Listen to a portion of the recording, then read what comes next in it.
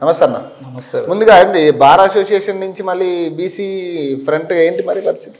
అంటే bar association అనేది వృత్తిపరంగా వ్యాపారంలో ఉన్నాం కాబట్టి వృత్తిపరంగా బార్ అసోసియేషన్, ఎందుకంటే మేము కూడా 86 నుండి ఫీల్డ్లో ఉన్నాం. ఈ వ్యవస్థ సామాన్యుడు చేసే వ్యాపారంగా ఉండేది. ఇప్పుడు ఏంటంటే డబ్బులున్న మహారాజులదే వ్యాపారం అన్నట్టే అయిపోయింది. అందు గురించి కొద్దిగా ఏంటంటే మాకు కరోనా కానుంటే మాకు లిక్కరు వైన్ షాపులు ఉండేది, బార్ ఉండేది. ఆ వ్యాపారము వైన్ షాప్ ఏంటంటే డిపో టెండర్ విధానం వచ్చిన తర్వాత ప్రభుత్వ రెవెన్యూ విషయంలో ఉంది కాబట్టి ఈ బార్ ఇన్వాల్వ్ ఉంది కాబట్టి కాపాడుకోవడానికి ఇక వైన్ షాప్ టెండర్లు చూస్తున్నారు కదా. మొన్న 2620 షాపులకు 95 అప్లికేషన్, గత సంవత్సరం కూడా 131,000 అప్లికేషన్లు వచ్చినాయి. దాన్ని ఏం చేయలేని పరిస్థితి, ప్రభుత్వం ఏం చేయలేనిది, జనాలు కూడా ఏం చేయలేని పరిస్థితి. కాబట్టి బార్లు రెన్యువల్ ఉంది కాబట్టి మాకు జీవనోపాధి గవర్నమెంట్ ఇవ్వండి కూడా 40 మందికి జీవనోపాధి ఇస్తున్నాం, దాని మీద కూడా మేము బ్రతుకుతున్నాం. కాబట్టి దాన్ని నిలబెట్టుకోవాలి. కొన్ని సమస్యలు కరోనా కానుంటి స్టార్ట్ అయినాయి బార్లే. తర్వాత దాని మీద పోరాటం చేసినాం. కొన్ని గత ప్రభుత్వం టీఆర్ఎస్ ప్రభుత్వం కూడా సాధించుకున్నాం. ఇప్పుడు చిన్న చిన్న టెక్నికల్ కేసులు ఉన్నాయి, అది జీవో ప్రకారంగా ఇంప్లిమెంట్ చేయమని. ఏదంటే ఈ యొక్క పర్మిట్ రూమ్ అనేది అది ఒక విచ్చలవిడిగా అయిపోయింది. ఒక దానికి ఏంటంటే జీవో నెంబర్ 2526 ఉంది, దాన్ని ఇంప్లిమెంట్ చేయమని గత ప్రభుత్వం 2 సంవత్సరాలు గతంలో ప్రభుత్వం ఉన్నప్పుడు జీవో వచ్చిన మాదిరి కూడా పోరాటం చేసాం. ఈ కొత్త ప్రభుత్వం కాంగ్రెస్ ప్రభుత్వం వచ్చినాక కూడా మా బాధ విల్లపించుకోవడం జరిగింది. ఇవాళ రేపని 2 సంవత్సరాలు గడిచింది. కమిషనర్ దగ్గర పోతే ఇప్పుడు అధికారుల మీద ఉంది. ప్రభుత్వం ఒక చట్టాన్ని అమలు చేసినప్పుడు అధికారులు దాన్ని ఈరుగారుస్తున్నారు. మా పోరాటం అందుకే ఉంది. ఎందుకంటే మాకు 5 ఇయర్స్కి ఒకసారి లైసెన్స్ రెన్యువల్ అని చెప్పినాము, అది కాలేదు. అన్ని జిల్లాల్లో వైన్ షాప్ టైమింగ్ 10 గంటల వరకు ఉంది, ఉదయం 10 గంటల నుండి రాత్రి 10. హైదరాబాద్కి వచ్చేవరకు ఏంటంటే 10 గంటల నుండి రాత్రి 11 గంటలకు ఉంది. దాని యొక్క జీవోను రద్దు చేసి మాకు కూడా హైదరాబాద్లో కూడా 10 గంటలకు చేయండి సార్. ఇప్పుడు 2 గంటల లాంటివని చెప్తున్నాం బారు వైన్ షాప్ది. ఆ విధంగా చెప్పినా కూడా ఇప్పటివరకు పెట్టించుకోలేదు. మొన్న జీవో వచ్చింది, టెండర్లు అయిపోయినాయి. ఇక రేపు డిసెంబర్ 1 నుండి అయిపోయింది, దానికి ఛాన్స్ లేదు. ఇప్పుడు ఉన్నది ఏంటంటే పర్మిట్ రూమ్ ఏదైతే జీవో 24, 25, 26 దాంట్లో ఆల్రెడీ చట్టంలో ఉంది. ఇంత ఏరియా ఉండాలి, 100 స్క్వేర్ మీటర్ ఉండాలి, తినుబండారాలు లేకుండా బెంచీలు కుర్చీలు వేసి సిట్టింగ్ పెట్టేది లేదు. దీనివల్ల ఏమైందంటే చాలా డిస్టర్బ్ అయిపోతుంది విచ్చలవిడిగా. అది ఒకటి. డిస్టిక్లలోనేమో ఏది దాబాలు, ఒక లైసెన్స్కు లేదు వాల్యూ, కానీ అడ్డగోలుగా దీనివల్ల మేము రెవెన్యూ కట్టాలి. రెవెన్యూ సంవత్సరానికి 40 లక్షలు కట్టాలి, 43 లక్షల రూపాయలు హైదరాబాద్లో. వైన్ షాప్స్ వచ్చి 1,10,00,000 కట్టాలి. ఇది ఒకరోజు బంద్ ఉన్నా కూడా కంపల్సరీ కట్టాల్సిందే. అట్లాంటి తరుణంలో ఏంటంటే ఎన్ని రోజులు లాస్ భరిస్తాం. మధ్యలో కరోనా వచ్చింది, ఇబ్బందికరంగా ఉంది. ఆ కరోనా వల్ల ఇప్పుడు కూడా కోలుకోలేని పరిస్థితుల్లో ఉన్నాం. ఇంకా ప్రభుత్వం కూడా మళ్ళీ బంద్ అయిన బార్లకి మొన్న టెండర్లు ఇచ్చింది, ఇప్పటివరకు అయితే ఓపెన్ చేయలేదు. అది ముఖ్యంగా ఏంటంటే ఇప్పుడు వైన్ షాపులు కూడా మేము 2 కోరికలు కోరుతున్నాం. బార్లు కానీ వైన్ షాపులు కానీ మంచిగా ఉండాలి, ఇద్దరు బాగుపడాలి, అన్నదమ్ములాగా ఉండాలి, గవర్నమెంట్కి రెవెన్యూ ఇవ్వాలని. అంటే మేము 2 సమస్యలే చెప్తున్నాం. పర్మిట్ రూమ్ను రూల్స్ ప్రకారంగా చెయ్యండి. వైన్ షాప్ ఏంటంటే గతంలో ఒకటే డివిజన్లో పెట్టుకునే ఏంటంటే రూల్ 6 అని ఒకటి ఉంటుంది. గుడి, బడి, చర్చి, మసీదు ఇవన్నీ 100 స్క్వేర్ మీటర్ డిస్టెన్స్ ఉండాలి, 100 మీటర్స్. ఆ రూల్ ఉన్నందుకు మనం ఏమంటుంటే గతంలో ఒకటే డివిజన్లో పెట్టుకునే అవకాశం ఉంటుండే కాబట్టి ఆ రూల్ 6 ఉన్నందుకు షట్టర్లు అనుకూలంగా ఉండేటివి కావు, దొరకకపోయేది. ఇంకా పక్కకు పెట్టినా నడిచేది. అప్పుడు బార్కి వైన్ షాప్ కూడా 100 మీటర్స్ డిస్టెన్స్ ఉండాలనేది. ఇప్పుడు ఇది 3వ విడత ఏది టెండర్ విధానం 2 సంవత్సరాలకు ఒకసారి పెట్టేది. ఇది ఏమైందంటే వైన్ షాప్ పక్కల వైన్ షాప్కి పక్క పెట్టడం, ఈ పర్మిట్ రూమ్లో పర్మిషన్ ఇవ్వడం వల్ల మా బార్లకు ఇబ్బంది అవుతుంది. ఇప్పుడు ఆ పర్మిట్ రూములు కూడా ఏంటంటే గరీబుల గురించి పెట్టింది. అది స్టాండింగ్ అప్పుడు విచ్చలవిడిగా రోడ్ల మీద తాగుతుంది, అన్అఫిషియల్గా నడుస్తుండే. జిహెచ్ఎంసీ పరిధిలో ఏది సైబరాబాద్ కమిషనరేట్ ఏర్పడిన తర్వాత ప్రభాకర్ రెడ్డి గారు వచ్చిన తర్వాత విచ్చలవిడిగా రోడ్ల మీద తాగిపిస్తారని, ఇది ఏది పబ్లిక్ సేవ చేయాలా మీ సేవ చేయాలని మా లైసెన్సులను అందరినీ లోపలేసి కేసులు తీసిండ్రు. అప్పుడు సార్ మేము ఏంది ఇంత ఘోరంగా లక్షలు పెట్టి కట్టి మమ్మల్ని ఇట్లా చేస్తున్నారు అంటే అప్పుడు జీవో ఇంప్లిమెంట్ చేసిరు. పర్మిట్ రూమ్ అనేది చిన్నగా 10x10 100 స్క్వేర్ మీటర్లే ఉండాలి.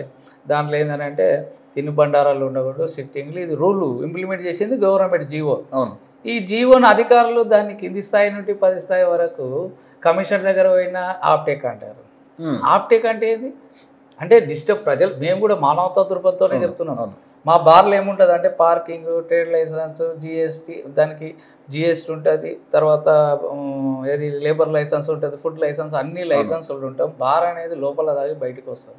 ఈ వైన్ షాప్లు ఏంటంటే రోడ్డు మీద విచ్చలవిడిగా దాన్ని కంట్రోల్ చేయలేకపోతున్నారు. సరే ఏదేమైనా కూడా దాని రూల్ ఇంప్లిమెంట్ చేయమని చెప్తున్నాం. అదొకటి. వైన్ షాప్లో పక్కపక్క డిస్టెన్స్ ఇప్పుడైనా రేపు డిసెంబర్ నుండి కంపల్సరీ ఉంటుంది కాబట్టి ఈ యొక్క జీవోను పక్కపక్కనే ఇవ్వకుండా ఎక్కడైనా చూడండి లైన్గా ఉంటాయి. అవును, ఒక మార్కెట్ లాగా వైన్ షాప్లు కలిపి పక్కపక్క బార్ పక్కల. ఇప్పుడు ఆ వైన్ షాప్ తీసుకొచ్చి ఈవోలకు తీసుకొచ్చి బార్ పక్కల పెడితే మేము ఎక్కడ పోవాలి? అందు గురించి ఈ యొక్క జీవోను లైసెన్సులు ఇబ్బంది పడుతున్నాం. బార్ లైసెన్స్ కానీ ఈ గొడవలు లేకుండా ఆ డిస్టెన్స్ ఏదైతే ఉందో కనీసం 100 మీటర్లన్న ఇప్పుడు డివిజన్లు ఏదైనా పెట్టుకోవచ్చు, ఇప్పుడు దొరుకుతుంది, అంత ప్రాబ్లం లేదు. కానీ దాని మీద చర్య తీసుకోవాలి. ఇక్కడ ప్రభుత్వం బాగుండాలి, రెవెన్యూ కావాలి, ప్రజలు బాగుండాలి, మా వ్యాపారం వ్యాపారాలు మెయిన్ వ్యాపారాలు బాగుంటాయి కదా. ఇవన్నీ కూడా నేను డిస్టర్బ్ అక్కడ ట్రాఫిక్ జామ్ అవుతుంది, మనకు కూడా భార్య పిల్లలు ఆలోచన చేయాలి. మానవత్వంతో చెప్తున్నాను.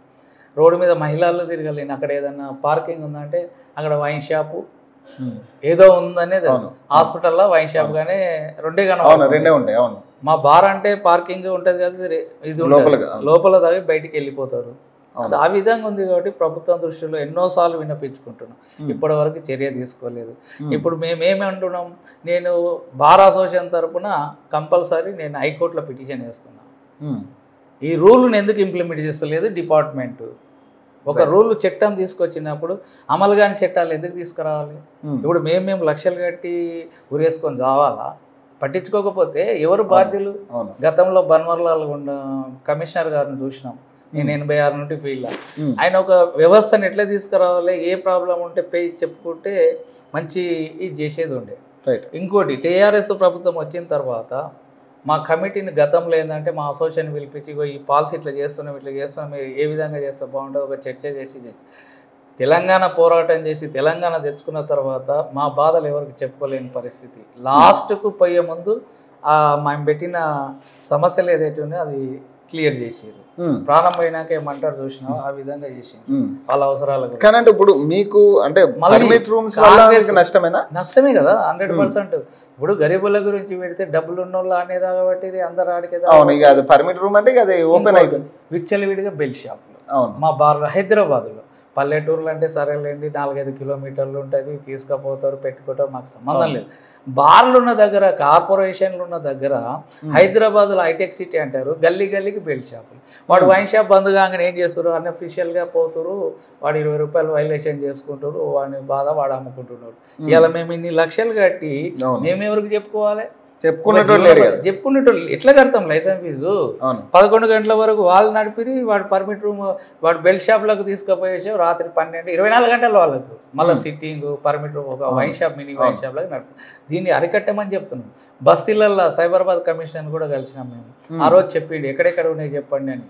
ఇది ఎక్సైజ్ సంబంధించి ఎక్సైజ్ అధికారులకు కనబడతలేదా అని అడుగుతున్నాం. అంటే ఎక్సైజ్ డిపార్ట్మెంట్ అనేది ఒక సంస్థ ఉన్నప్పుడు ఖచ్చితంగా వాళ్ళు ఎందుకు దాని మీద దృష్టి పెట్టట్లంటే బేసిక్గా కమిషన్సా లేకపోతే ఎట్లా? అంతే కదా. కింది స్థాయి అధికారులు ఏంటంటే గవర్నమెంట్కి సార్ ఇవి అన్ని బంద్ చేస్తే, బెల్ షాపులు బంద్ చేస్తే, ఇవి కంట్రోల్ చేస్తే రెవెన్యూ దెబ్బతింటుంది అంటారు. ఏ రెవెన్యూ? Government revenue దెబ్బతింటారు.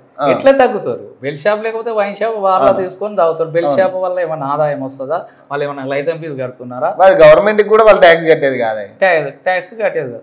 ఆ విధంగా ఉంది. మేము దాన్ని కంట్రోల్ చేయని ఇప్పుడు కూడా పోరాటం చేస్తున్నాం. రేపు పెద్ద ఎత్తున ఈ పర్మిట్ రూమ్లు కమిషనర్ గారు పెడుతున్నారు. మేము గతంలో ఇప్పుడు 20 సంవత్సరాల నుండి 25 సంవత్సరాలు బార్ నడుపుతున్నాం. నార్మల్ డీడీ మీద నడుపుతున్నాం. రిజిస్టర్ డీడీ అవసరమా? హైదరాబాద్లో నోటీస్ జాగాలు ఉన్నాయి, వాళ్ళకే రిజిస్టర్ లేనప్పుడు మాకు ఎట్లా ఇస్తారు? దీనికి వల్ల మేము స్టాంప్ డ్యూటీ కూడా కడుతున్నాం. మొన్న కూడా రెన్యువల్ చేయలేదు. మరి లైసెన్స్ ఫీజు కట్టుకొని స్టాక్ ఇవ్వకపోతే పని చేస్తే కమిషనర్ ద్వారా స్పందిస్తే మినిస్టర్ని కలిస్తే అమెండ్మెంట్లో మినిస్టర్ గారు ఇది అనవసరం, ఇది దీనివల్ల ఉపయోగం లేదు, అమెండ్మెంట్ రద్దు చేద్దామని చెప్పారు. అది తీసుకొని కమిషనర్ చెప్తే టైం ఇచ్చారు. ఇప్పుడు ఈ ఎలక్షన్ ఉంది కాబట్టి ఇంకా పెండింగ్ ఉంది. మరి మళ్ళీ బార్ అసోసియేషన్ నుంచి మళ్ళీ ఇటు బీసీ పొలిటికల్ దీనికి ఎందుకు అంటే సేవాభావం, ఒక సేవాభావంతో మనం అదేమో బ్రతుకు తెరువు గురించి ఏదో ప్రజలకు సేవ చేయాలి, ఒకటి బిజినెస్ ఒకటి సేవ సేవ అన్నట్టు. ఒకటి ఏంటంటే గతంలో కూడా మాది ఒక ఈ ఈ యొక్క సేవాభావం ఎందుకు వచ్చిందంటే శ్రీ సాయి అలేఖ సాంస్కృతిక సంఘ సేవా సంస్థ అని ఉంది. పేద విద్యార్థులకు కల్చరల్ ప్రోగ్రామ్స్, ఏదంటే మంచి డ్యాన్సర్లు సింగర్లు ఉంటే ఏది నెహ్రూ చాచా నెహ్రూ నవంబర్ 14 ఆ రోజు కంపల్సరీ మా ఆర్గనైజేషన్ వాళ్ళు పేద విద్యార్థులకు ట్యాపర్లకు కళాకారులు వాళ్ళ దాన్ని ప్రోత్సహిస్తూ అరుణ మేడం అని ఆమె ఫౌండరు, దానికి వైస్ ప్రెసిడెంట్గా మనం ఉన్నాం. వేళ మాకు బాగా అరే మనం ఎంత సంపాదించినా పేద విద్యార్థి చదువుకునే పిల్లలకు నేటి బాలలే రేపటి పౌరులు రేపటి దేశానికి వెన్నెముక్కలు లాంటి అనే దృక్పథంతో ముందుకెళ్ళాం. సరే ఈ సేవాభావం ఎట్లా ఉంటే తెలంగాణ రాష్ట్రం ఏర్పడిన తర్వాత నేను కూడా టికెట్ అడగడం జరిగింది, ఇవ్వలేదు. ఫతేనగర్ డివిజన్లో ఇండిపెండెంట్ వేసాం, దాంట్లో కూడా కార్పొరేటర్గా వేసినాం. ఇక సరే అప్పుడున్న ప్రభుత్వం ఇండిపెండెంట్ వేసినాం కాబట్టి అది అట్లా అయిపోయింది. ఇప్పుడు కూడా ఏంటంటే మంచి సేవాభావంతో చేయాలనే తపనతో మన బాలరాజు గౌడ్ గారు, ఆయన కూడా మా గౌడ్ బిడ్డనే కాబట్టి ఆయన సేవాభావం కూడా, ఆయన కూడా పొలిటికల్లో తిరిగినాడు, అలసిపోయిండు. ఇప్పుడు ఒక ఏది తెలంగాణ బీసీ పొలిటికల్ ఫ్రంట్ అనేది ఒకటి పెట్టిండు. ఇలా మా గౌడ సంఘాలకు గతంలో కూడా సమన్వయ కమిటీ అని ఏర్పాటు చేసారు, దాంట్లో కూడా మనకి ఇన్ఛార్జ్ తీసుకొని పెట్టారు. ఆ కమిటీ ద్వారా ఏంటంటే ఈరోజు గౌడ బిడ్డలు మా ఉన్నారంటే వాళ్ళ పుణ్యమే. ఆయన వెంకన్న కానీ, ఎల్లికోటి విజయ్ కుమార్ కానీ, నారాయణ కానీ, ఈ యొక్క వక్తలు వీళ్ళు మా గౌడ బిడ్డలకైతే గీతా కార్మిక సంఘాలు పెట్టి గీతా కార్మికులకైతే ఈరోజు వాళ్ళ పుణ్యమే అనుకోవాలి. గత ప్రభుత్వంలో బంద్ చేసిండే కాంగ్రెస్ వైఎస్ రాజశేఖర్, తర్వాత టీఆర్ఎస్ ప్రభుత్వం కుల వృత్తులు అనేది మా వాళ్ళు తీసుకొని మన ఎక్సైజ్ మినిస్టర్ గారు మరి పద్మారావు గౌడ్ గారు కానివ్వండి, తర్వాత శ్రీనివాస్ గౌడ్ గారు కానీ మా కుల వృత్తుల గురించి మా గౌడ సంఘాలకు న్యాయం చేయాలని చెప్పి వాళ్ళ పోరాటం కూడా ఉంది. దాని మీద కుల వృత్తుల మీద శ్రీనివాస్ గౌడ్ గారు మాకు ఈ యొక్క వైన్ షాప్లో కూడా మా కులానికి రిజర్వేషన్ కావాలి అని కొట్లాడి అసెంబ్లీలో వాటా ఇవ్వడం జరిగింది 25%. ఆ విధంగా ఇచ్చుకున్న తరుణంలో ఏంటంటే గత ప్రభుత్వంలో ఆయన చేసిన సేవ మాకు ఇచ్చిండు 25%. ఆ ప్రభుత్వం మళ్ళీ ఎలక్షన్లు వచ్చినాయి కాబట్టి ఇదే కాంగ్రెస్ ప్రభుత్వం కామారెడ్డి డిక్లరేషన్లో పెట్టింది 42% రిజర్వేషన్. జనగామ జిల్లా మన ఎవరికి సర్వై పాపన పేరు పెట్టాలని చెప్పేసి అని, తర్వాత ఎన్నో హామీలు ఇచ్చింది. మాకు గౌడ కులాలు 25% రిజర్వేషన్ హామీ ఇచ్చింది. మొన్న జరిగిన అంటే ఈసారి ఫస్ట్ కాంగ్రెస్ ప్రభుత్వం ఏర్పడిన తర్వాత ఫస్ట్ టెండర్ విధానం ఇది వైన్ షాపులకి వచ్చింది కాబట్టి అప్పుడు 25% ఇది 15% ఉన్నది 25% అని హామీ ఇచ్చారు. మొన్న కూడా కొట్లాడినాం, కాలేదు. ఓకే, ఈ హామీని ఇప్పుడు మేము గౌడ బిడ్డలో ఉన్నాం, కళ్ళు తాగే జనరేషన్ లేదు కాబట్టి మేము కూడా అందరం కూడా స్టేట్ మొత్తం చూసుకుంటే కూడా అందరు చూసుకుంటే కూడా బార్లో కానీ వైన్ షాప్లో కానీ మా గౌడ బిడ్డలే ఉన్నారు. ఎందుకంటే అవి అవిస్త మా కుల వృత్తి మరి గతం నుండి కూడా సర్వై పాపన్న వారసులుగా కౌండేనే గోత్రంగా ఈ కళ్ళు వ్యాపారం, ఈ లిక్కర్ వ్యాపారం అనేది మా గౌడ్స్ సంబంధించింది కాబట్టి ఆ విధంగా చేసుకుంటూ వచ్చింది.